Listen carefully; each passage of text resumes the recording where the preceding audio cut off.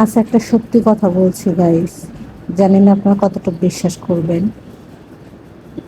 আমার যদি এরকম অ্যাবিলিটি থাকতো, আর্থিক সম্ভব মানে সম্পদ থাকতো, আমি একদিনের জন্য মানে দেশে থাকতাম না। এই দেশ আগে পুরো ফ্যামিলি নিয়ে ত্যাগ করতাম। হুম, অনেকে বলতে পারেন যে আপনি এই কথা কেন বলতেছেন। আমার রাজনীতিতে মনে করেন বিএনপি বলেন, আওয়ামী লীগ বলেন, জামাত ইসলাম যাই বলেন না কেন, আমাদের পুরো বংশ কেউ এখানে ইনভলভ নাই। কেন আমরা এগুলো বুঝিও না, এগুলো বুঝতে হলে অনেক জ্ঞানের প্রয়োজন, আমাদের এত জ্ঞান নাই।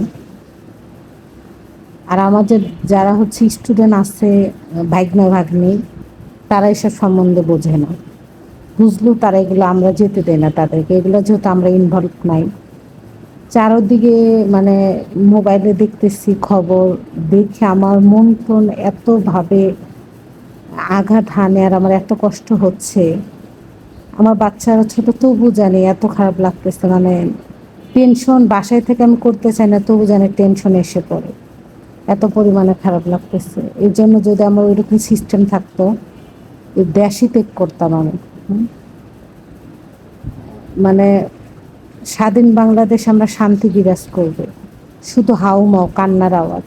ছোট ছোট বাচ্চারাও রেহাই পায় না। ইস, হাত পা পর্যন্ত তাদের শেষ, চোখ দিয়ে ঢুকে মাথার ব্রেন ভেদ করে বের হয়ে গেছে। মানে এগুলো দেখে আর জানি মানে নিতে পারতেছি না, এত পরিমাণে খারাপ লাগতেছে।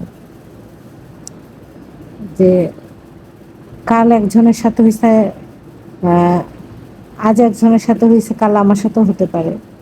এইটা ভেবেই সব থেকে বড় খারাপ লাগতেছে। মানে কি বলবো, বলার ভাষা নেই। আর এত কান্নার আওয়াজ, এত বাবা মার চিৎকার, মানে আমি আর জাস্ট নিতে পারতেছি না।